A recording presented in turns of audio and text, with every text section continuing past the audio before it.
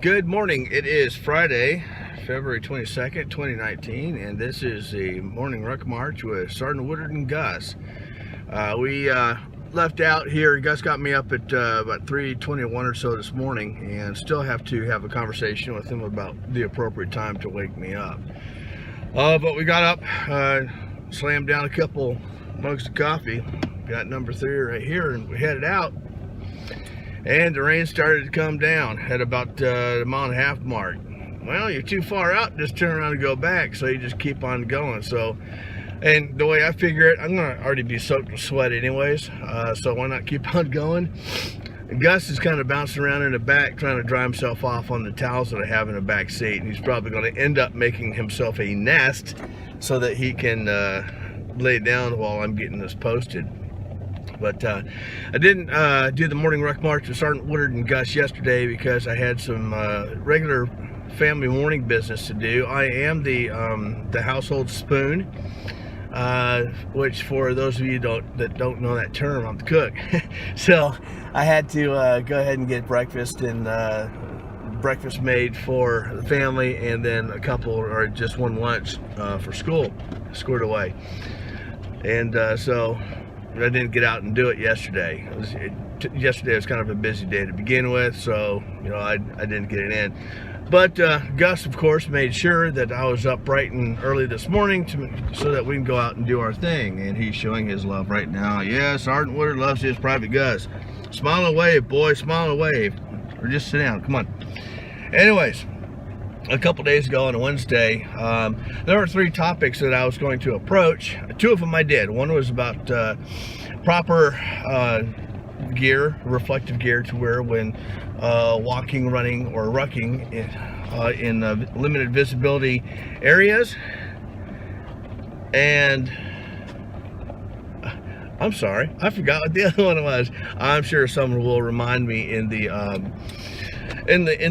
notes below. But I did want to talk about honor code and conducting oneself with a sense of honor.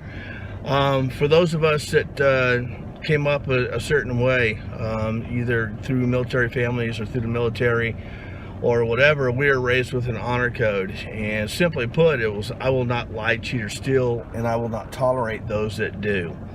And unfortunately today it has become far too commonplace for people to tolerate lying, cheating, and stealing.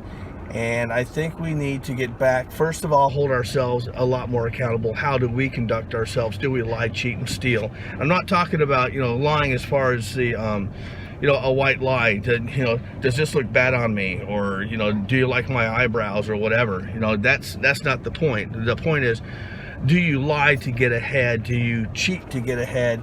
Do you steal from others? Do you break the rules just because it's convenient for you and you don't care about how that impacts other individuals or the overall organization?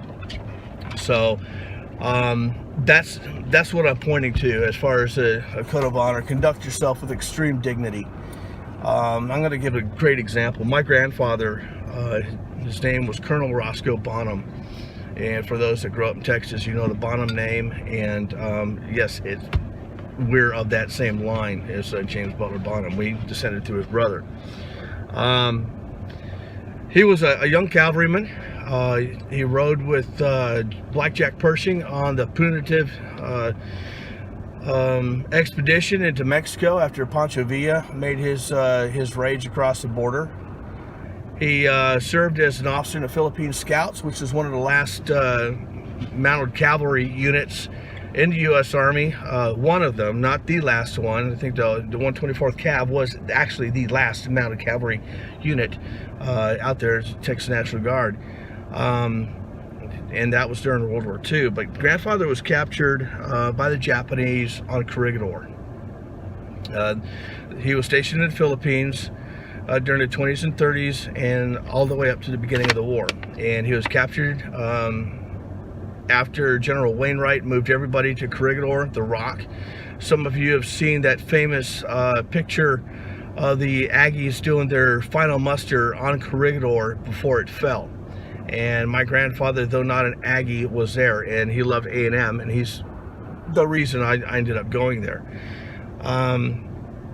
He was a senior allied officer in the 3 camps that he was in, and he always placed the needs of his men, which were the other prisoners, above his own. When he was released, he received not the Legion of Merit. I'm trying to remember the one that's right above that and right below the Congressional. There's a very good picture that we have of him in Washington with my mom, my grandmother, and my 2 aunts, with him being awarded that medal. But he always conducted himself with an extreme level of honor, dignity, and courage, all the values that most of us hold so dear. And he set that standard. My father was a Marine Mustang. He fought as an enlisted man in the Marine Corps in Korea, and then he went on and became an officer, an artillery officer, and left as a major in 1969-1970 time frame. I was raised with these concepts of I will not lie, cheat, or steal, and will not tolerate those that do, and that you put others first in all of your dealings, servant leadership, and most of all, duty, honor, and country. And I think that is something that we need to start striving for again in this country. It's putting the country first, not party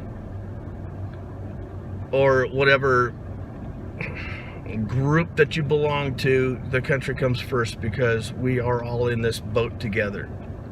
And right now we're paddling in one direction, and that's in a circle, and we're getting nowhere. We need to go back to acting and conducting ourselves with senses of honor and dignity, and doing the right thing no matter how hard that hurts. I remember a long time ago I had a master sergeant tell me that there's 2 types of courage: physical and moral. Physical courage is difficult, moral courage is much harder. We need to start conducting ourselves with a lot more moral courage. Be willing to take a thump for standing up against the crowd and for doing the right thing. That's very hard to do, because human beings we are herd animals, just like sheep and cattle. It's easy to go along with the herd, and it's hard to stand out on our own. Sometimes it's important to stand out on our own. So I am going to leave that as my comments for today. I'm going to take Gus inside and dry him off, because he's decided to go ahead and go to sleep now in the TC chair. I wish he could drive, because then I could always say, driver forward, driver back, driver reverse, guns up, all that fun stuff. But I'm going to get him inside and get him warmed up, and start getting breakfast and lunches taken care of, because I am Chief Spoon in FOB house. And so for all of you out there, drive safe when you're on your way to work. The roads are wet. It's going to be even wetter this afternoon. Drive like you've got a head on your shoulders and not just an ice cube.